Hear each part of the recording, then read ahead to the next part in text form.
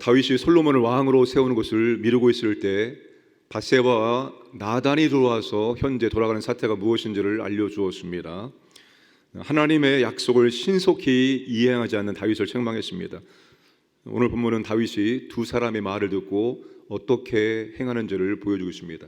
이 본문을 보면 역시 다윗은 다윗이구나, 역시 다윗은 하나님의 사랑을 받는 사람이구나, 역시 다윗은 말씀의 사람이구나 하는 것을 다시 한번 확인할 수가 있습니다. 밧세바와 나단 선자의 책망을 통해서 다윗은 하나님 앞에 서고 하나님의 시각으로 사태를 바라보고 하나님의 뜻이 무엇인지를 알고 무엇이 올바른지를 결정하고 신속히 실행에 옮깁니다. 29절 보시면 왕이 이르되 내 생명을 모든 환난에서 구하신 여호와께서 살아 계심을 두고 30절에 내가 이전에 이스라엘 하나님 여호와를 가리켜 내게 맹세하여 이르기를. 세월의 흐름 속에서 다윗이 잠시 영적인 분별력이 흐려졌지만 역시 다윗은 다윗입니다. 역시 다윗은 하나님의 사람이고 말씀의 사람입니다. 이것을 보여주는 것이 다윗이 하나님을 가리켜 한 맹세를 기억하고 다시 한번 하나님의 살아계심을 두고 밧세바에게 맹세하고 있습니다. 여러분, 아도니아와 그를 지지한 사람들에게서 하나님의 이름이 나오고 있습니까? 그들에게 하나님의 이름이 없습니다. 하나님이 없습니다. 현재 돌아가는 정세를 정확하게 파악할 수 있었고 인간의 조건과 자격이 누가 합당한지를 파악할 수 있었지만 그들은 절대로 그들이 지금 어디 앞에 있는지, 하나님 앞에 있는지 생각하지 않았습니다. 하나님이 없습니다. 그러나 다윗은 하나님 앞에 자신을 세웁니다. 하나님의 시각으로 지금 사태가 어떻게 돌아가고 있는지를 바라보고 있습니다. 이 일에 대한 하나님 뜻이 무엇인지를 다시 기억합니다. 그리고 무엇이 옳은지 그른지를 판단하고 신속하게 행동에 옮깁니다. 사랑하는 여러분, 세월이 흘러 우리가 노년기에 접어들어도 항상 기억해야 할 것은 하나님 앞에서 자신을 점검하는 것입니다. 끊임없이 하나님 앞에 자신을 세워야 되는 겁니다. 하나님 앞에 섰을 때 내 마음이 어떤지, 내 생각이 어떤지, 내 말이 어떤지, 내 행동이 어떤지를 점검하고 또 점검해야 됩니다. 여러분, 세월이 흘러가면 우리의 육신은 노쇠해집니다. 육신은 약해집니다. 세월이 흐름 속에서 우리의 육신의 모든 기능들이 약해지는데 우리의 영적인 기능이 그냥 좋아질까요? 영적인 기능이 절대로 그냥 좋아지는 것이 아닙니다. 평상시에 하나님과 말씀과 기도로 교제하지 않았던 사람이 어느 날 갑자기 변화되어서 하나님과 말씀과 기도를 깊이 교제하는 것이 아닙니다. 내가 평소에 하나님과 올바른 관계를 맺어온 사람, 평소에 말씀과 기도로 하나님과 올바른 관계를 맺어온 사람이 문제가 발생했을 때 더 하나님을 바라볼 수 있는 것이지, 생전 그렇게 하지 않은 사람이 어느 날 갑자기 하나님을 바라보게 되는 것이 절대로 아닙니다.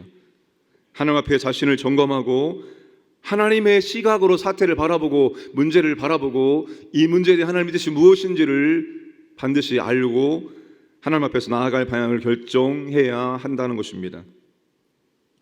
다윗이 밧세바와 나단을 통해서 이것을 다시 깨닫게 된 것입니다. 아차, 내가 실수했구나, 내가 하나님의 약속을 생각하지 않았구나, 이것을 이행하지 않았구나, 이것을 깨달은 것입니다. 다윗이 왕의 계승에 대한 하나님의 뜻을 알고 그리고 어떻게 행동에 옵니까? 신속하게 행동에 옵니다. 30절 말씀 함께 읽겠습니다. 시작.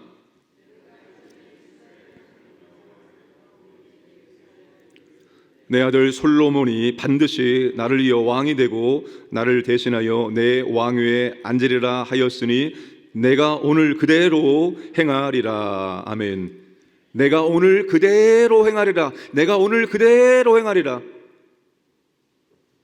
다윗이 솔로몬을 왕으로 세우는 것이 하나님의 뜻이라는 것을 알고 머뭇거리지 않고 오늘 그대로 행합니다. 이것이 다윗의 원래 모습이죠. 이게 원래 다윗의 모습입니다. 하나님 말씀 앞에서 즉각 순종하는 다윗입니다. 다윗 하나님의 뜻을 분명하게 알았으면 회개하든 순종하든 반드시 바로 행동에 옮기는 사람이었습니다. 어제도 말씀을 드렸지만 하나님의 뜻을 깨닫고 순종해야 한다면 미루지 말고 오늘 해야 됩니다. 우리로 하여금 말씀에 즉각 순종하지 않고 미루게 만드는 존재가 있습니다. 사탄입니다. 말씀을 잘 들으세요. 말씀을 잘 들으세요. 그러나 말씀 순종은 굳이 꼭 오늘 해야 됩니까? 다음 기회, 다음 해도 늦지 않습니다. 그러니까 다음에 하세요라고 사탄은 끊임없이 하나님 말씀 순종을 뒤로 미루게 만듭니다. 그러나 여러분, 하나님 말씀을 들으면 오늘 하나님께서 순종하라고 말씀하시면 오늘 미루지 말고 순종하시기를 바랍니다. 오늘 못하면 다음에 기회가 오는 것이 아니라 아예 기회조차가 주어지지 않을 수도 있습니다. 자, 이제 다윗은 솔로몬의 즉위식을 명령합니다. 먼저 밧세바를 부릅니다. 솔로몬을 왕위에 앉히겠다는 맹세를 오늘 이행했다고 말합니다. 그 다음에 사독과 나단과 브나야를 부릅니다. 솔로몬의 즉위식을 거행하라고 지시합니다. 그런데 다윗이 얼마나 구체적으로 얼마나 정확하게 지시하고 있는지 모릅니다. 어디에서 어떻게 하라고 지시를 하고 있습니다. 그 다음에 왕의 근위대인 그렛 사람과 블렛 사람 그리고 왕의 노새를 내주고 쭉 자세하게 38조까지 지시하는 것을 볼 수가 있습니다. 자, 다윗이 하나님의 뜻을 이루기 위해서 각자에게 맡은 역할을 구체적으로 지시하고 있습니다. 하나님의 뜻을 이루기 위해서 구체적으로 무엇을 어떻게 해야 할지를 알려주고 있습니다. 브나야는 다윗의 구체적인 지시가 바로 하나님의 뜻임을 인정하고 아멘으로 순종하겠다고 대답합니다. 36절과 37절 말씀 함께 하겠습니다. 여호야다의 아들 브나야가 왕께 대답하여 이르되 아멘, 내 주 왕의 하나님 여호와께서도 이렇게 말씀하시기를 원하오며 또 여호와께서 내 주 왕과 함께 계신 같이 솔로몬과 함께 계셔서 그의 왕위를 내 주 다윗 왕의 왕위보다 더 크게 하시기를 원하나이다 하니라. 그게 바로 하나님의 뜻입니다. 아멘, 순종하겠습니다라고 말하고 있습니다. 여러분, 하나님의 뜻이 있습니다. 우리는 그것을 사명이라고 말하기도 합니다. 교회는 모두가 순종해야 될 하나님의 뜻이 있습니다. 하나님의 뜻, 하나님의 사명은 나 혼자 감당할 수 있는 것이 아닙니다. 지도자는 각자가 무엇을 해야 될지 정확하게 지시해 주어야 됩니다. 우리의 비전이 무엇인지, 우리의 목표가 무엇인지를 정확하게 지시해서 모든 성도들이 그 비전을 바라볼 수 있도록 만들어 주어야 됩니다. 그리고 그 비전을 이루기 위해서 당신의 역할은 무엇인지 정확하게 역할 분담을 해주고 정확하게 역할을 알려주어야 합니다. 그리고 우리 모두는 브나야처럼 아멘, 순종해야 합니다. 하나님의 뜻은, 사명은 구체적인 지시와 구체적인 적용과 적극적인 순종으로 이루어지기 때문입니다. 여러분, 우리는 하나님의 뜻을 이루기 위해서 부름받은 사람이라는 것을 잊어서는 안 됩니다. 왜 우리를 하나님께서 죄와 사망에 주장하는 세상 가운데서 불러내셨습니까? 선한 일을 위해서 하나님께서 우리를 부르신 겁니다.